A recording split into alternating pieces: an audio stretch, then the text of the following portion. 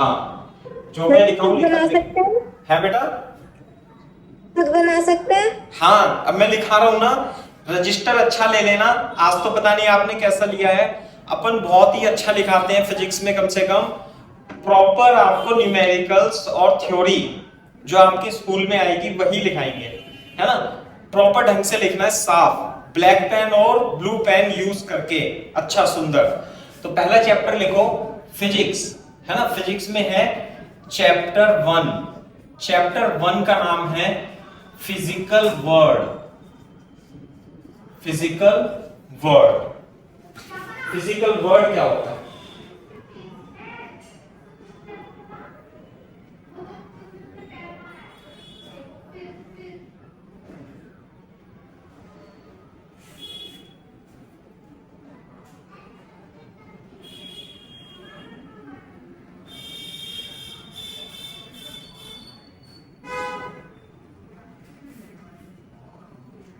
हाँ भाई, देखो फिजिकल वर्ल्ड, सबसे पहले फिजिकल वर्ल्ड में अपन डेफिनेशन लिखेंगे, what is physics. What is physics, बताओ बेटा, फिजिक्स क्या होती है? बताओ, व्हाट इज फिजिक्स, बता सकते हो फिजिक्स क्या है? सबसे अच्छी डेफिनेशन, पहले मैं डेफिनेशन लिखा देता हूं, है ना। क्या है? Physics is study of nature, study of nature and its law is called physics, is called physics. कोई आपसे पूछे व्हाट इज फिजिक्स, शिखर बता बेटा क्या कहेगा, व्हाट इज फिजिक्स?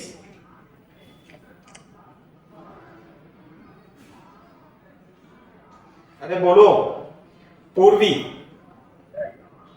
सर एक बार और बता दो। अबे एक बार study of nature and its law. हाँ, study of nature and its law is called physics, लिखा है ना। What is physics? Study of nature study of nature and its law is called physics. तो नेचर क्या है? हाँ copy करो इसे, study of nature and its law is called physics. Nature, हमारे चारों तरफ नेचर क्या है? हमारे चारों तरफ नेचर है ना।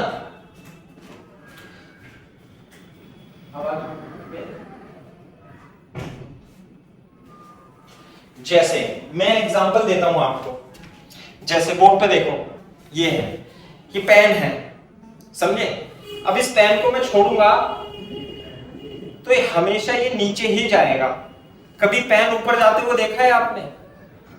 बोलो, नहीं देखा ना। क्यों जा रहा है ये पेन नीचे?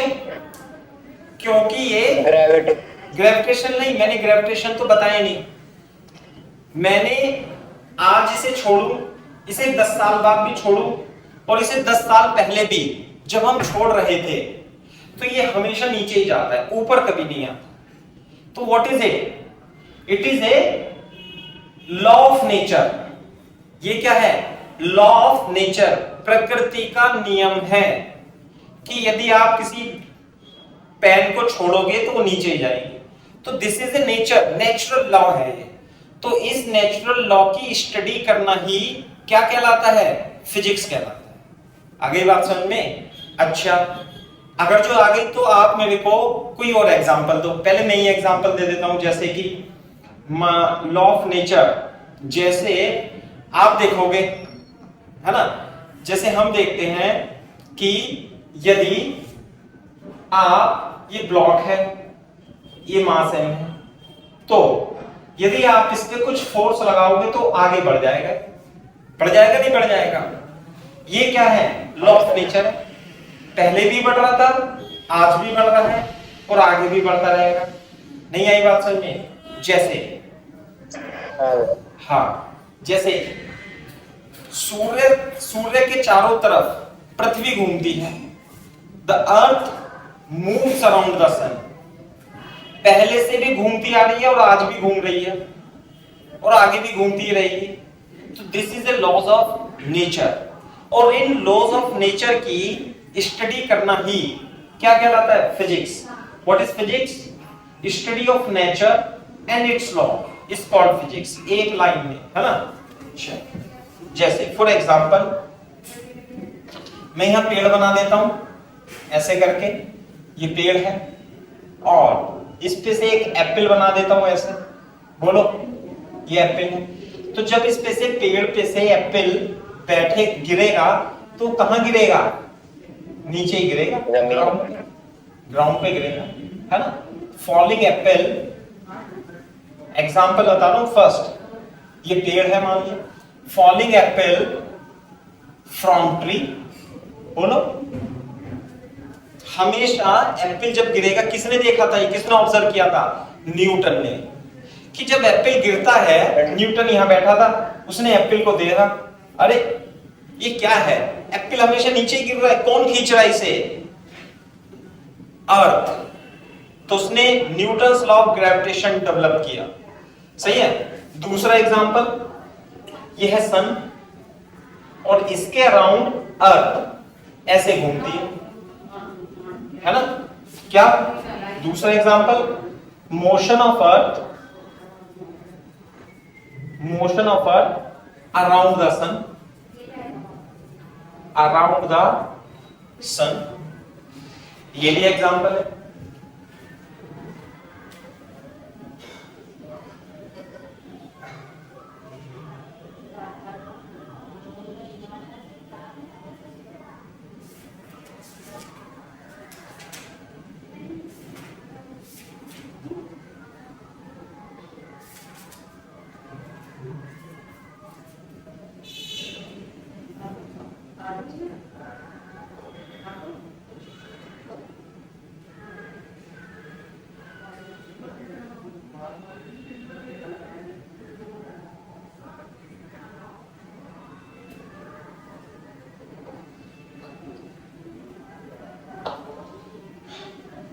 This is sun, this is earth. जब बना लो तो बता देना।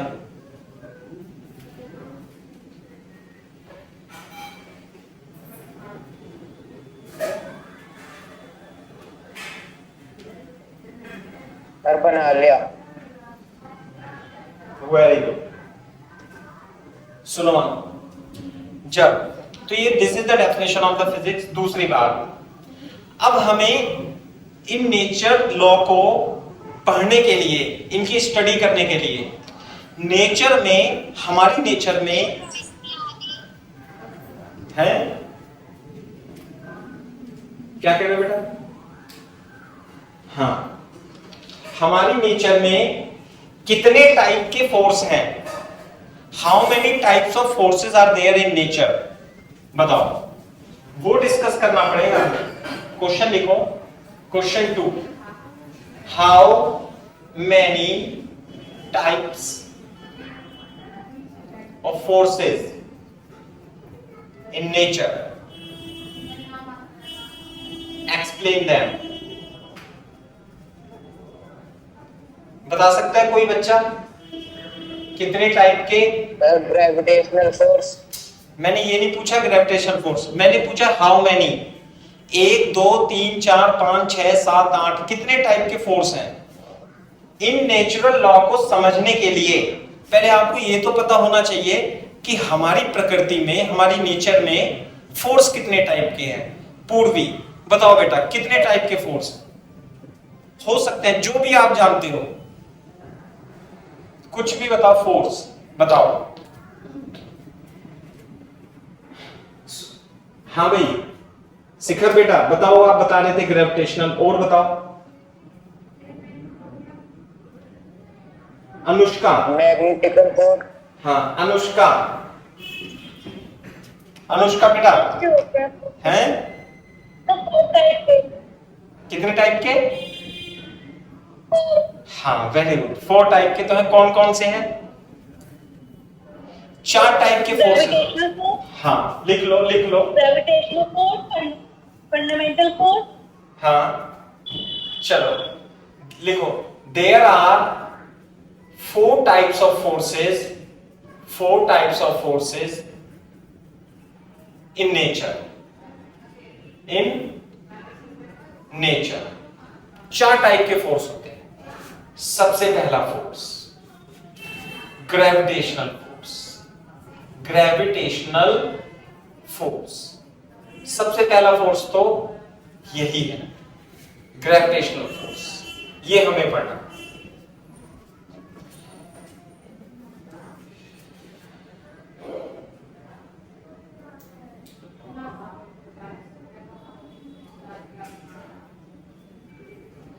हाँ भाई बताओ, ग्रेविटेशनल फोर्स पहला है ग्रेविटेशनल फोर्स, है ना। दूसरा मैं लिख देता हूं पहले, ग्रेविटेशनल फोर्स। दूसरा strong nuclear force, strong gravitation force, electromagnetic force. तीसरा strong nuclear force. Fourth weak nuclear force.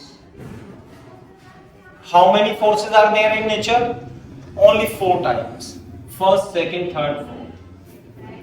ये है।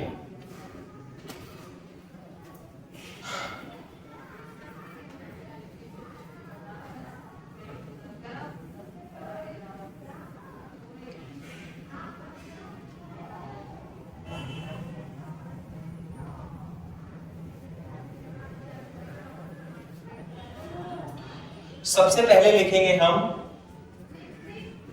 Gravitational force. ग्रेविटेशनल फोर्स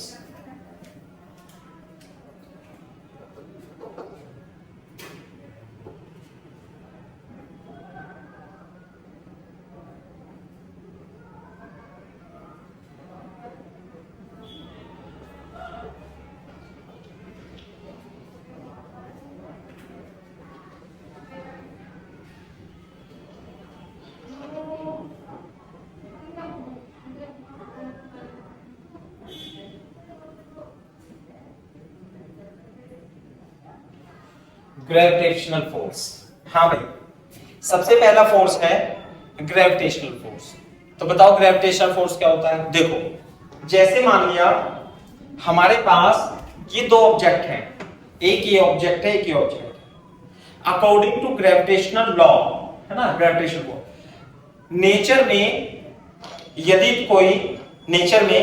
यदि कोई 2 ऑब्जेक्ट हैं तो ये हमेशा एक दूसरे को अट्रैक्ट करते हैं, हमेशा अट्रैक्ट करते हैं।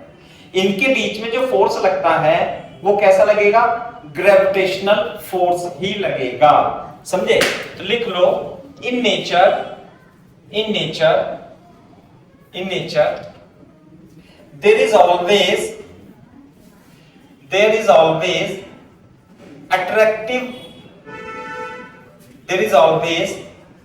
attractive force acting between any two bodies,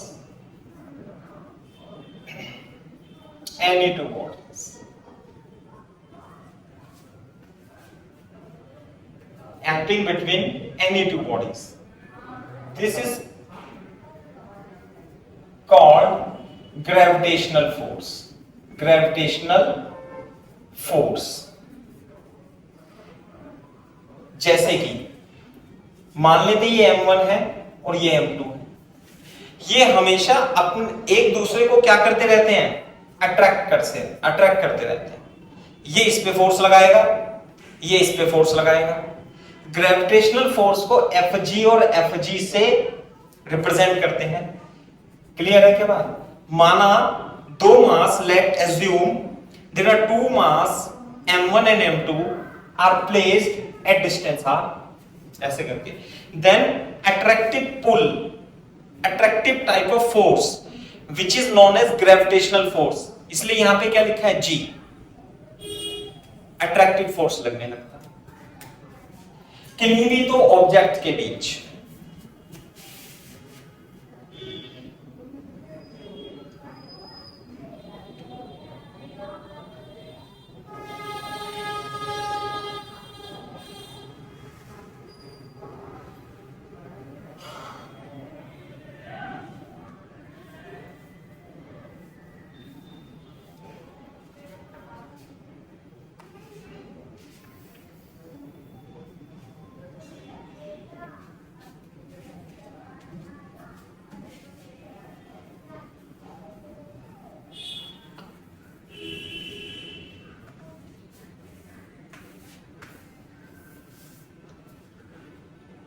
हाँ भाई, जब कॉपी कर लो तो बता देना अनुष्का बेटा। Very good. देखो अभी तक, this attractive force is directly proportional to product of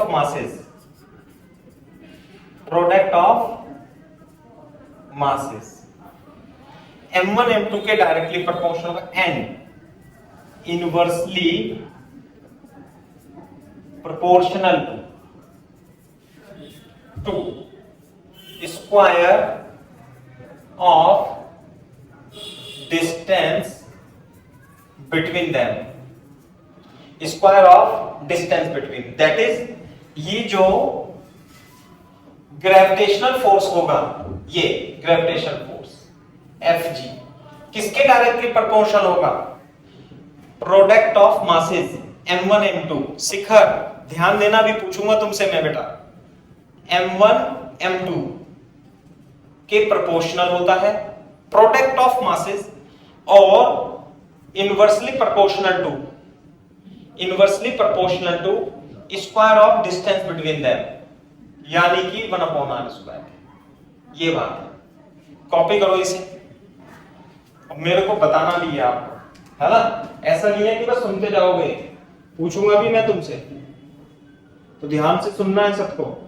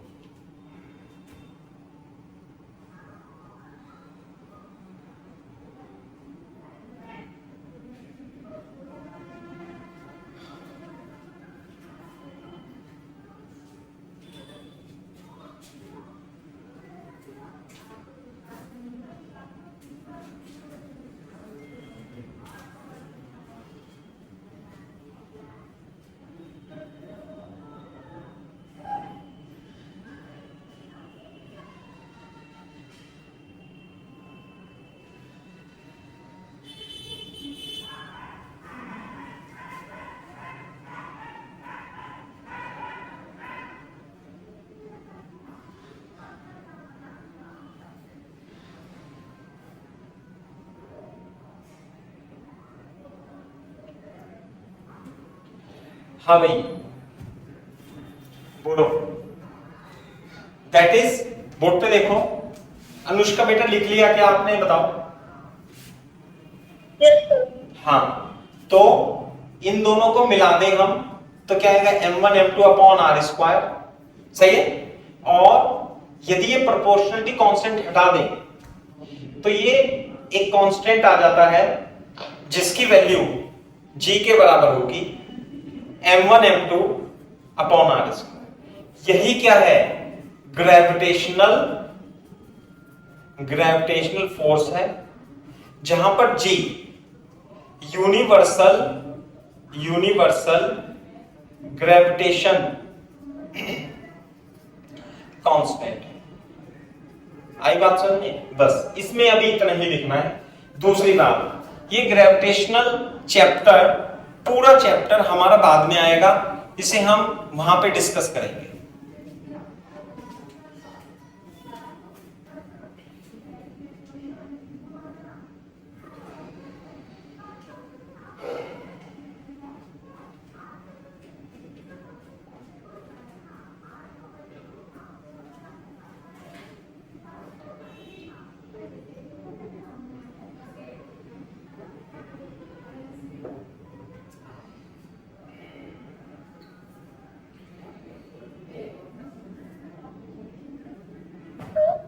हाँ बताओ बेटा। नहीं, यूनिवर्सल ग्रेविटेशनल कांस्टेंट है, इसकी कोई वैल्यू भी होती है? हाँ, इसकी वैल्यू होती है, लिखाऊंगा मैं, पहले से कॉपी कर लो। इसकी प्रॉपर्टीज भी लिखाऊंगा।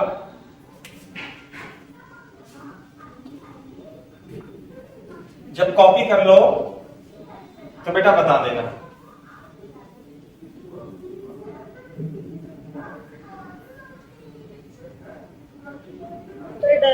Very good. ये जो यूनिवर्सल ग्रेविटेशन कांस्टेंट है, ये कांस्टेंट है, ये हमेशा कांस्टेंट रहता है।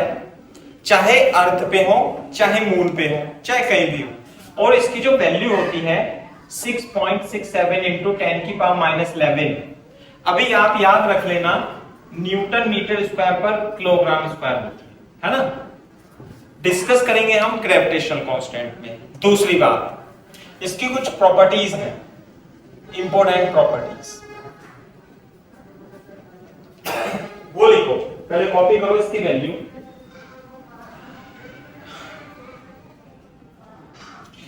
लिखो पहली property, it is the weakest force in nature. Weakest force in nature. Nature में कितने टाइप के फोर्स होते हैं बेटा?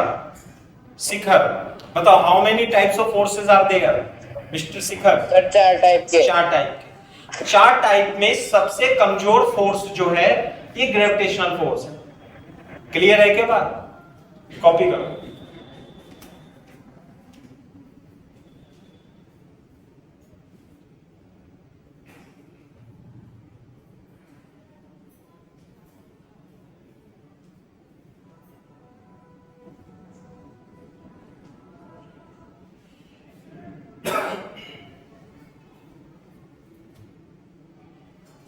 Second point,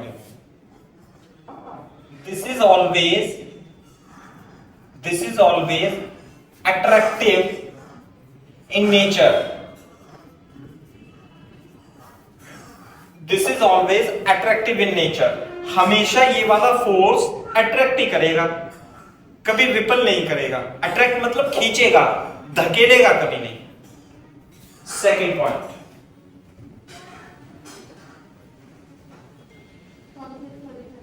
this is always attractive in nature.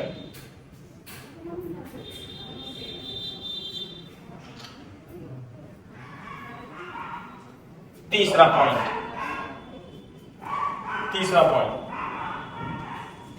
it is central force.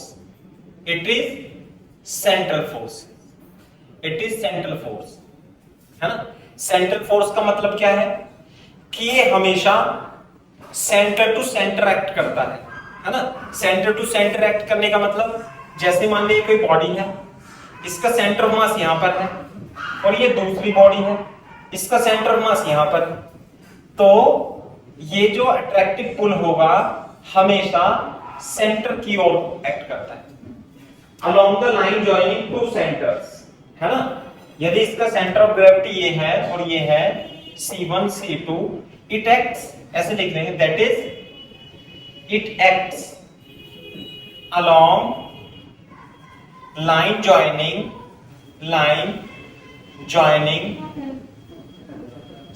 Two centres. It acts along line joining two centres.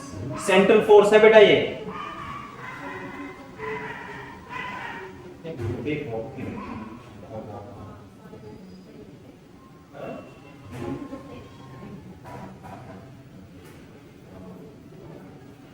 हाँ भाई, लिख लिया।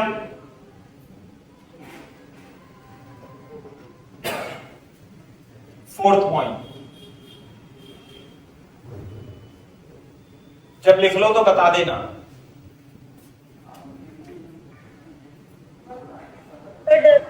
Very good. Fourth point, it follows inverse square law. It follows inverse square law. Inverse square law क्या होता है?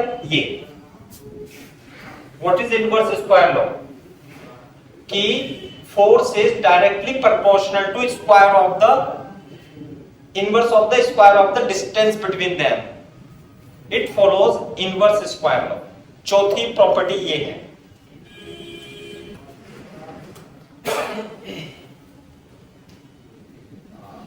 Fourth property ये है।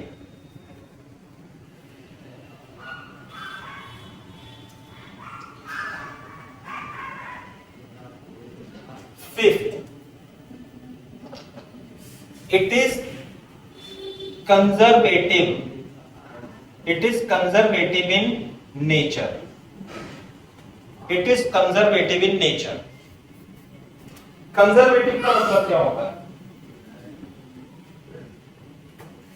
हाँ भाई, इसकी नेचर कंजर्वेटिव होती है। ये बहुत ही समझने के लिए पॉइंट है, लेकिन अभी आप इसे यहां पर केवल याद रखेंगे, समझाएंगे इसे जब हम वर्क पावर एनर्जी पढ़ाएंगे 4th चैप्टर या 5th, तब आपको कंजर्वेटिव फोर्स के बारे में बताएंगे, तब ये समझ में आएगा। अभी आप इन्हें याद रखो, ये चारों पॉइंट तो मैंने आपको समझा दिए, अभी इस पॉइंट को आपको याद रखना। क्लियर है क्या बात? भी एक बार रिवाइज करो, अभी सुनता हूं पांचों के पांचों पॉइंट, कॉपी करो और मैं अभी सुनूंगा आपसे, दोनों से। शिखर। हाँ जी सर।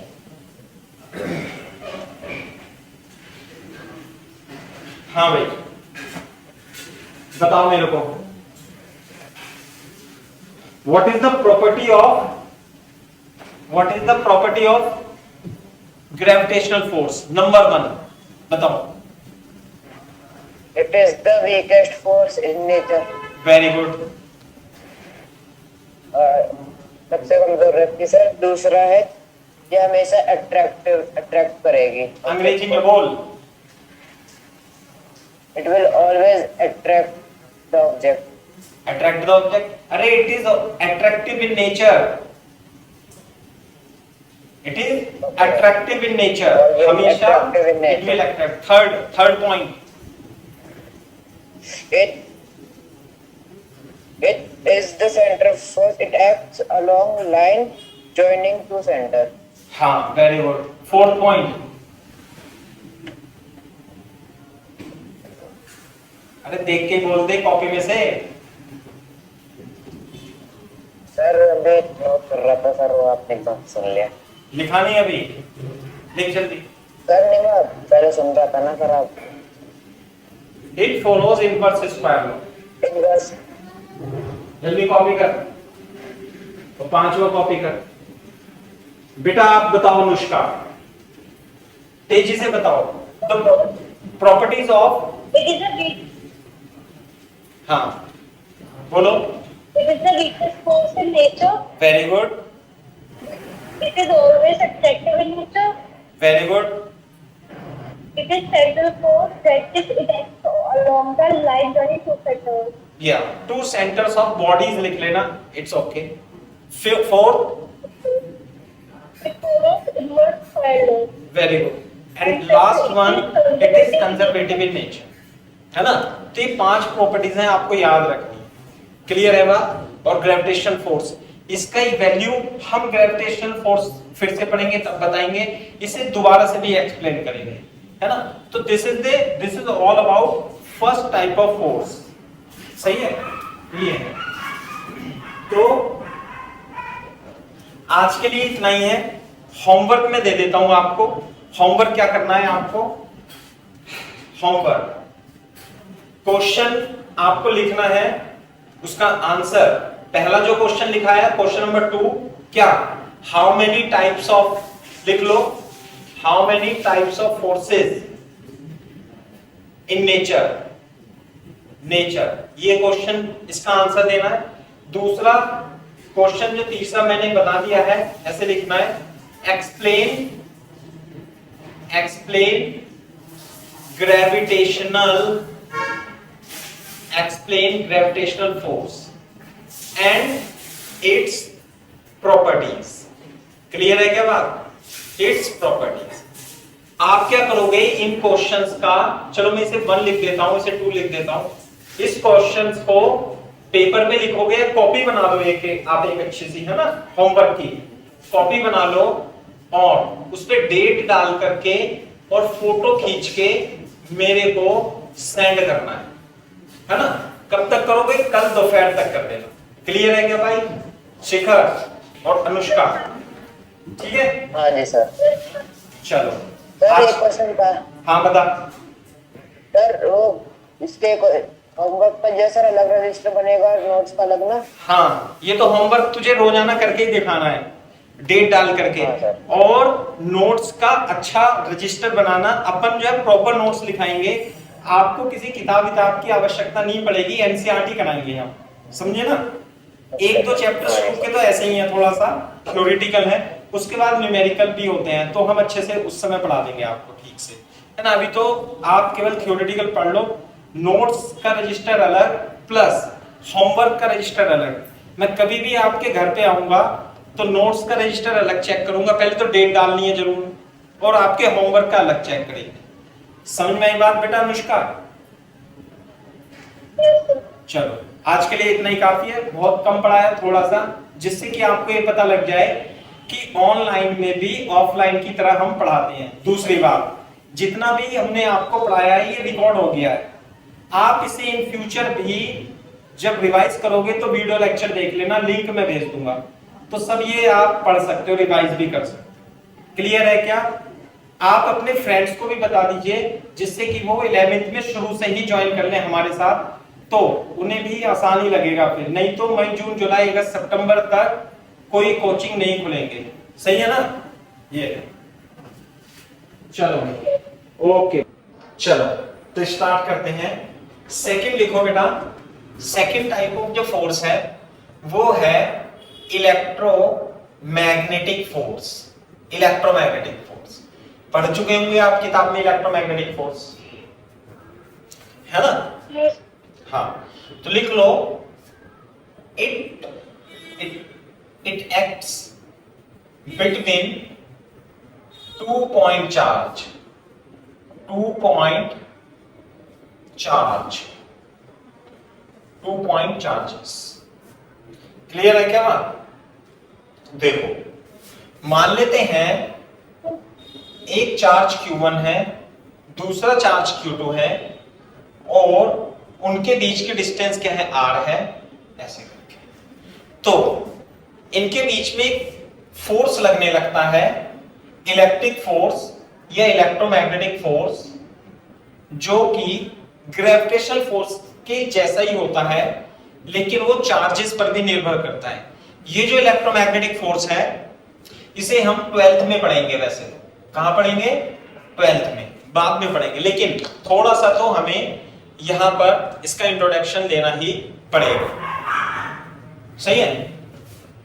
तो देखो, this force is directly proportional to product of charges and inversely proportional to square of distance between them। जैसे ग्रेविटेशनल फोर्स में था, ऐसे ही इलेक्ट्रोमैग्नेटिक फोर्स में, है ना। कॉपी करो। तो डायरेक्टली प्रोपोर्शनल में मास से होता था ना। हाँ, तो इसमें चार्ज का हो जाएगा बेटा, इसमें किसका हो जाएगा? चार्ज का। चार्ज। हाँ, what is Q1 Q2? Q1 and Q2 are charges, है ना। Q1 and Q2 are charges. पहले ये बनाओ, फिर मैं आपको लिखाता हूं।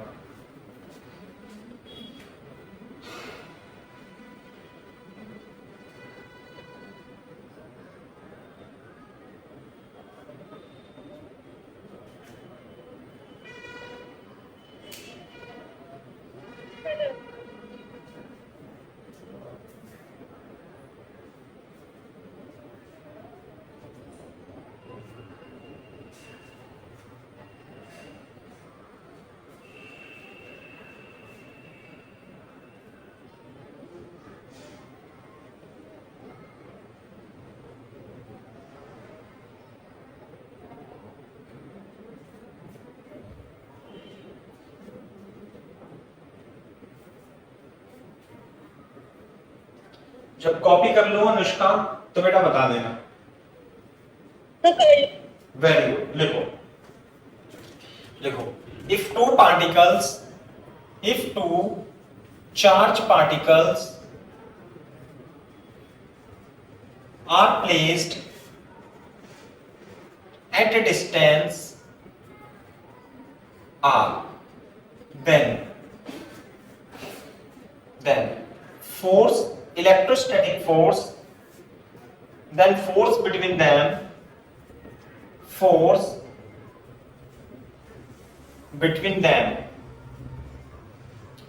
force between them F is directly proportional to Q1 Q2 and inversely proportional to 1 upon R square. If we include the proportionality Q1 upon Q2 R square और यदि proportionality constant हटाएंगे तो K Q1 Q2 upon R square आ जाता है. This is the force. और जो constant होता है ये 1 अपॉन 4 पाई एप्सिलॉन नॉट और इसकी वैल्यू 9 into 10 की पावर 9 न्यूटन मीटर स्क्वायर पर कूलम स्क्वायर होती है. ये जो कांस्टेंट है, सुनो लिखो मत, इधर देखो, ये जो कांस्टेंट है ये हम 12th क्लास में बताएंगे. अभी आपको ऐसे ही याद रखना पड़ेगा. k की वैल्यू 4 पाई और इसे एप्सिलॉन नॉट बोलते हैं. क्या बोलते हैं? Epsilon not. इसके बारे में ज्यादा नहीं पूछना है क्योंकि 12th का टॉपिक है थोड़ा सा, है ना, तो मैंने इसे बता दिया. क्लियर नहीं है. तो क्या लिखा है? 4 पाई एफ ई छोटा बनाएंगे और यहाँ ई नॉट बनाएंगे. ये दिस इज पाई. हाँ, दिस इज पाई. 4 पाई ई बनाएंगे और गोला बना देंगे. इसे बोलते हैं एप्सिलॉन नॉट.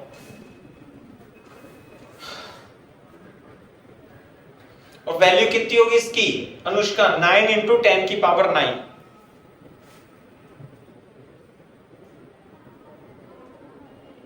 सही है? yes. हाँ, तो ये है. तो इसमें छोटा सा इंट्रोडक्शन है बस. इसे हम एक्सप्लेन डेप्थ में एक्सप्लेन करेंगे इसे 12th क्लास में, है ना. अभी तो ये बस हमें सीखना है कि कितने टाइप के फोर्स होते हैं. 4 टाइप के फोर्स होते हैं. पहला ग्रेविटेशनल, दूसरा इलेक्ट्रोमैग्नेटिक फोर्स. ये है. अब इसकी हम प्रॉपर्टीज लिख लेते हैं. प्रॉपर्टीज, है ना. फर्स्ट पॉइंट लिखो. this force is given by Coulomb's law. This force is given by Coulomb's law. Coulomb's law के द्वारा. जैसे वो gravitation force Newton's law of gravitation था, ऐसी एक कूलम्स लॉ ऑफ इलेक्ट्रोस्टैटिक्स होता है. ये भी बाद में पढ़ेंगे. तो आपको ये बताना है कि ये जो फोर्स है ये किसके द्वारा दिया गया है? कूलम्स. हाँ, कूलम्स लॉ. कूलम, जैसे न्यूटन एक साइंटिस्ट था ऐसे कूलम भी एक साइंटिस्ट है. कूलम्स के नियम के अनुसार दिया जाता है. पहला प्रॉपर्टी तो ये. कॉपी कर लो.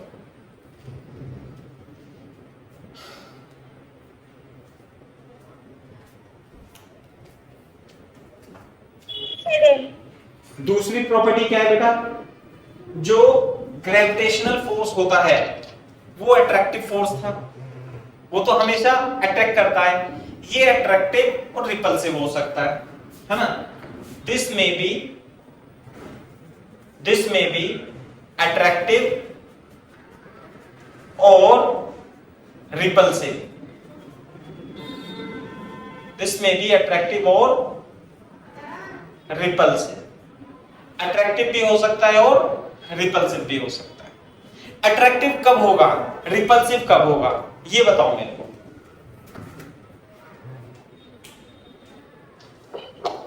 चार्जेस एक डायरेक्शन में होंगे. अच्छा और अपोजिट डायरेक्शन में होंगे फिर रिपल्स करेंगे. चलो, आपने थोड़ा थोड़ा तो सही बताया है. पहले कॉपी कर लो, मैं सारा सही बता देता हूं.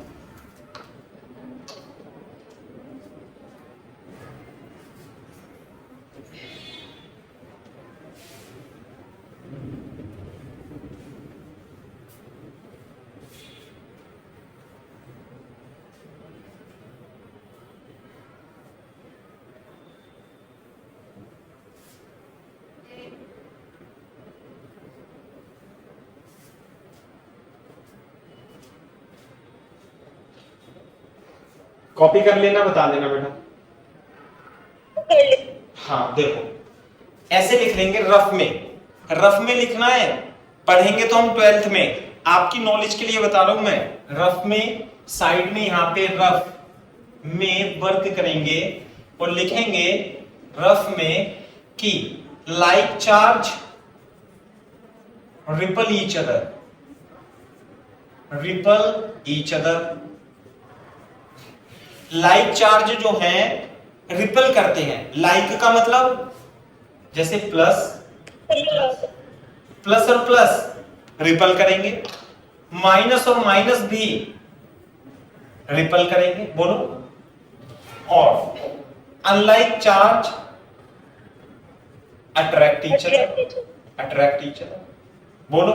अनलाइक का मतलब प्लस और नेगेटिव ऐसे हो, या नेगेटिव या पॉजिटिव ऐसे, सही है। जबकि अनुष्का ग्रेविटेशनल फोर्स हमेशा अट्रैक्टिव टाइप होगा, वाइल अगर जो यहां पे M1 और M2 रखा हुआ है तो इनके बीच में हमेशा क्या होगा, अट्रैक्टिव। नॉलेज के लिए है आपकी ये, रफ में, रफ में। तो ये ग्रेविटेशन फोर्स से डिफरेंट है, बिल्कुल सही बात है।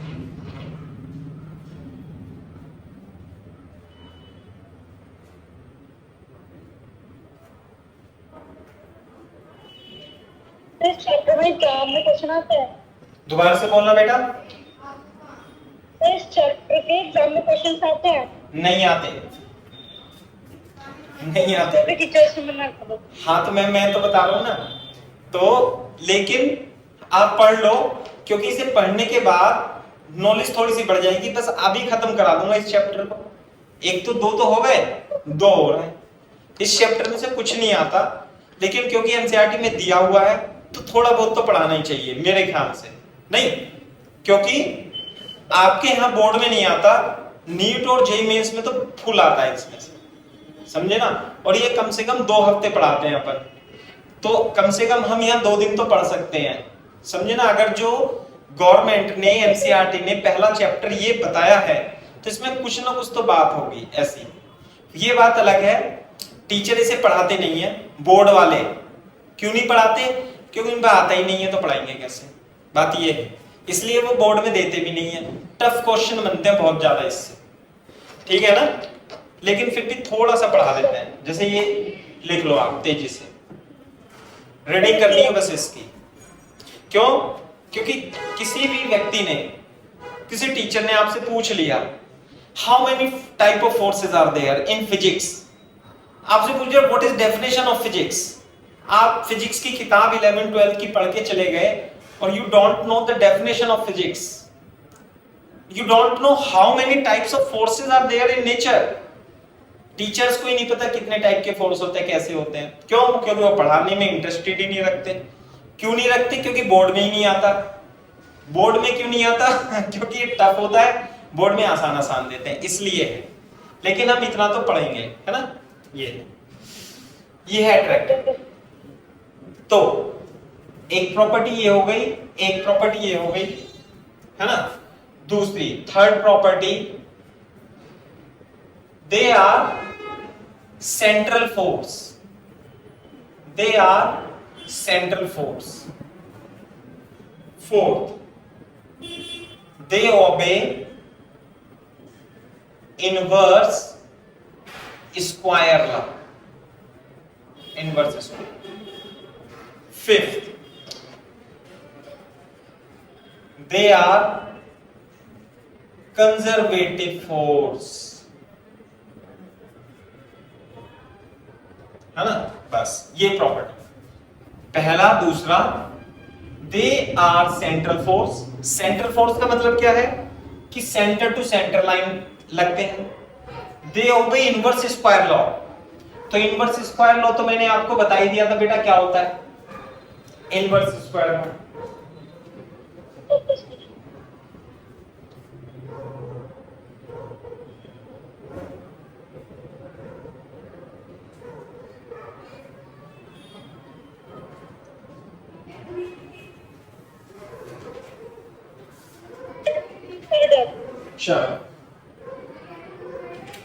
तीसरा है स्ट्रॉन्ग न्यूक्लियर फोर्स। तीसरा वो लिख लेते हैं strong nuclear force. Third one is strong nuclear force.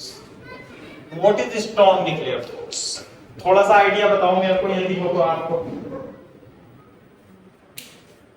Nucleus इसमें हाँ बताओ बताओ। देखो मैं बताता हूं न्यूक्लियर फोर्स क्या होता है। ऑटोमोशन हैं? सेंटर से ऑटोमोशन के बीच का डिस्टेंस।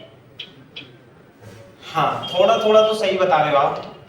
वैसे तो ये 12th में आएगा, खूब अच्छे से पढ़ेंगे हम, लेकिन थोड़ा सा आइडिया तो अभी दे देते हैं। पहले तो पहला इंपॉर्टेंट पॉइंट है, it is the strongest force in nature. सबसे ज्यादा स्ट्रॉन्ग फोर्स यदि नेचर में प्रेजेंट है तो वो कौन सा फोर्स है बेटा? Strong nuclear force. और सबसे वीक फोर्स जो है नेचर में वो कौन सा है?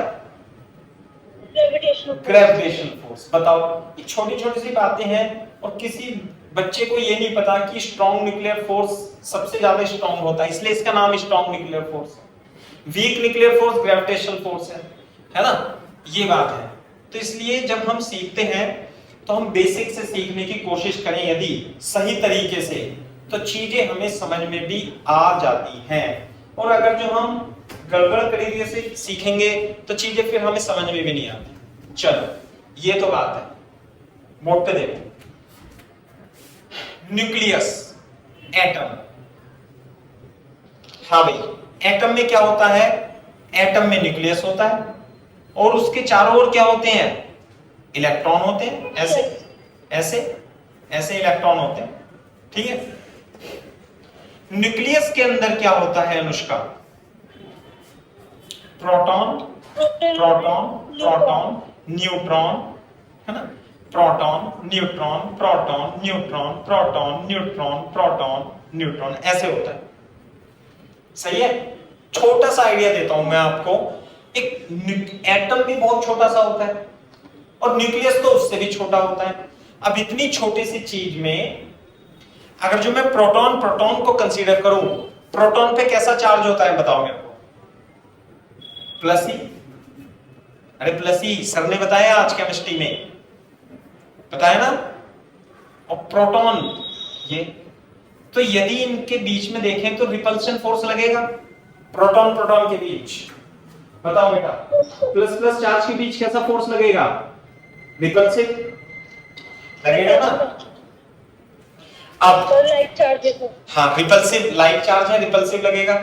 जब इनके बीच रिपल्सिव फोर्स लगेगा तो ये इधर भाग जाना चाहिए, इधर भाग जाना चाहिए। तो इसका मतलब प्रोटॉन दूर भाग जाने चाहिए, यानी कि न्यूक्लियस खत्म हो जाना चाहिए। लेकिन न्यूक्लियस तो खत्म होता नहीं। क्यों नहीं खत्म होता? क्योंकि इनके बीच में देखो ऐसे अट्रैक्टिव फोर्स लगने लगता है। कौन सा? Strong nuclear force. ये proton proton proton proton neutron, ऐसे इनके बीच में कैसा फोर्स लगने लगेगा? अट्रैक्टिव ऐसे।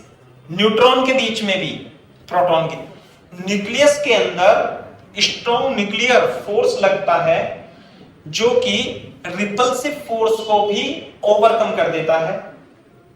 रिपल्स के कारण भाग जाने चाहिए लेकिन नहीं भागते। स्ट्रॉन्ग न्यूक्लियस फोर्स इन्हें बांधे रखता है। कैसे बांधे रखता है पता है आपको?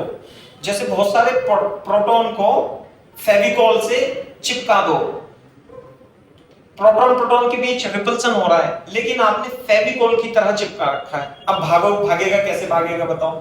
फेविकॉल का जोड़, मजबूत जोड़। तो ये जो न्यूक्लियर फोर्स है ये फेविकॉल का जोड़ बना देता है। नहीं आई बात समझ में? इसलिए ही स्ट्रॉन्गेस्ट फोर्स। क्लियर है क्या बात? बना लो, है ना? This force acts as glue for nucleon nucleons in nucleus. Nucleus, nucleon. बेटा न्यूक्लियॉन क्या होते हैं बता दो, बता सकते हो न्यूक्लियॉन क्या होते हैं? एक पार्टिकल, दोबारा से बोलो। एक सिंगल पार्टिकल। नहीं, मैं बताता हूं। प्रोटॉन और न्यूट्रॉन को न्यूक्लियस के अंदर न्यूक्लियॉन कहते हैं। क्या कहते हैं न्यूक्लियॉन को? प्रोटॉन और न्यूट्रॉन को न्यूक्लियस के अंदर न्यूक्लियॉन कहते हैं। प्रोटॉन भी न्यूक्लियॉन है और न्यूट्रॉन भी न्यूक्लियॉन ही है। सही है? तो this force acts as glue. Glue मतलब gum for nucleons in the nucleus. बस इतना ही लिख लो। अभी इतना ही इसमें हम पढ़ा सकते हैं, ज्यादा हम नहीं पढ़ाएंगे, है ना?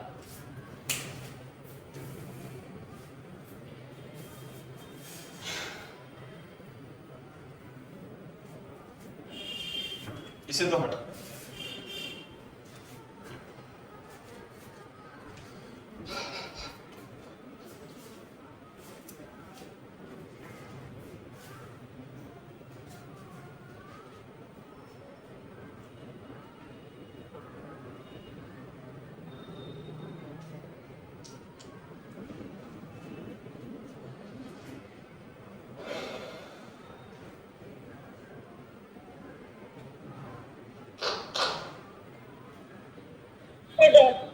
चलो अब हम इसकी लिख लेते हैं 3-4 प्रॉपर्टीज। प्रॉपर्टीज लिखो।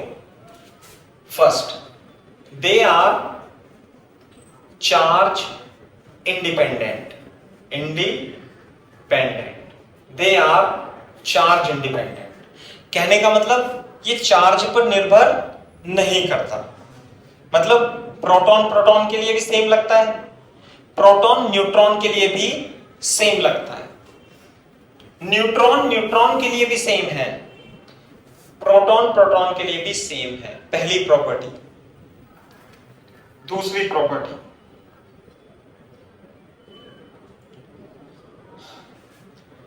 Strongest 100 time stronger than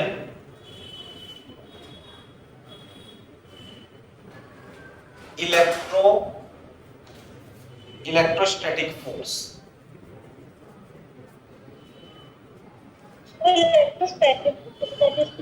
electromagnetic.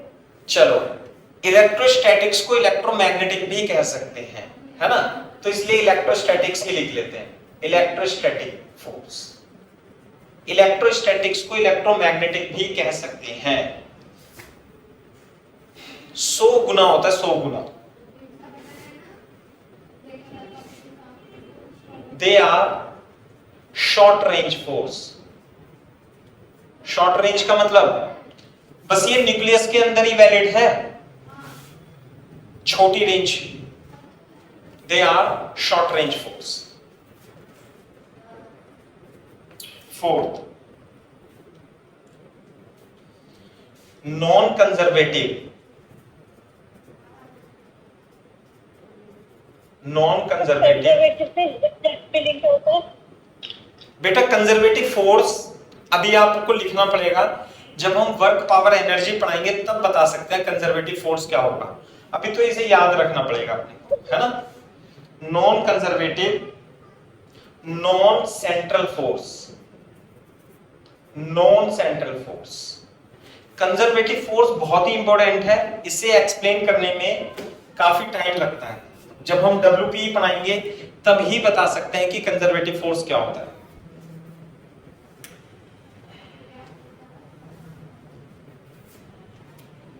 Fifth, they don't ओबे इनवर्स स्क्वायर।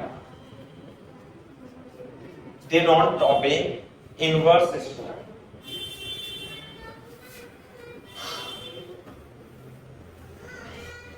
बस ये फोर्स भी खत्म हो गया आपका।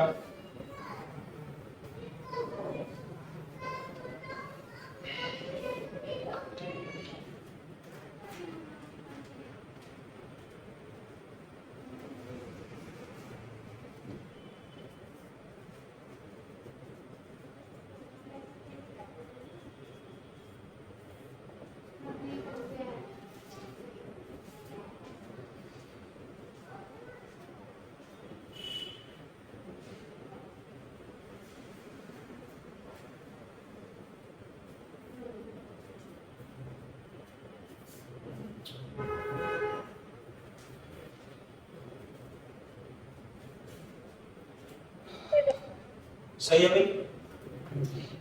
फोर्थ वन लिखो, वीक न्यूक्लियर फोर्स। लिखो, it appears in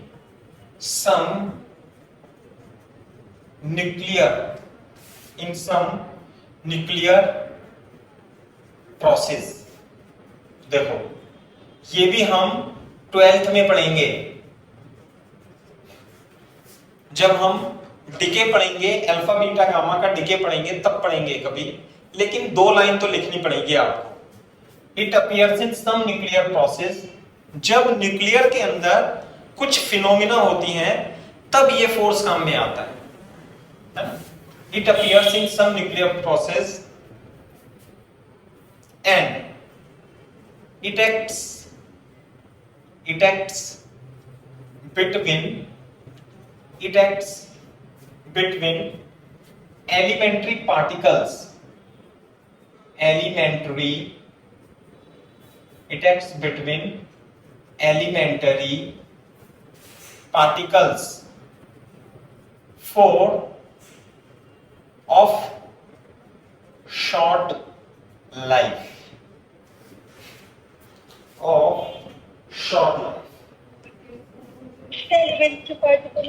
elementary particle का मतलब है न्यूक्लियस के अंदर छोटे छोटे जो पार्टिकल्स हैं, इलेक्ट्रॉन है, सॉरी प्रोटॉन है और न्यूट्रॉन है।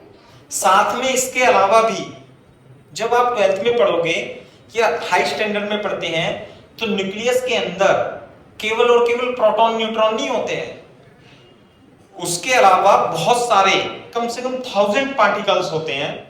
उसमें से कुछ के नाम मैं बता रहा हूं, जैसे कि पाई मेसॉन्स है ना, पॉजिटिव मेसॉन्स, नेगेटिव मेसॉन्स पार्टिकल्स है ना। आपको लिखना नहीं है और मैं लिखा भी नहीं रहा हूं यहाँ पे, नहीं तो आप कंफ्यूज हो जाओगे कि ये सर ने क्या बता दिया है ना। जो एलिमेंट्री पार्टिकल होते हैं उनके बीच में ये वीक न्यूक्लियर फोर्स लगता है, प्रोटॉन के बीच में, न्यूट्रॉन के बीच में, मेसॉन पार्टिकल, पॉजिटिव मेसॉन है ना, और भी बीटा पार्टिकल्स होते हैं, अल्फा पार्टिकल्स होते हैं, बहुत सारे पार्टिकल्स होते हैं, थाउजेंड्स ऑफ पार्टिकल्स होते हैं न्यूक्लियस के अंदर। न्यूक्लियस में केवल प्रोटॉन न्यूट्रॉन नहीं होते, इसमें मेसॉन्स पार्टिकल्स भी होते हैं डिफरेंट टाइप के, उनके बीच में लगता है। बस इतना ही लिखना है बेटा, इसमें ज्यादा नहीं लिखना है ना। हमारे सिलेबस में नहीं है और आपकी मैडम ने बिल्कुल सही कहा, इसमें से कुछ नहीं आएगा, लेकिन फिर भी अपने को आना चाहिए, ठीक है।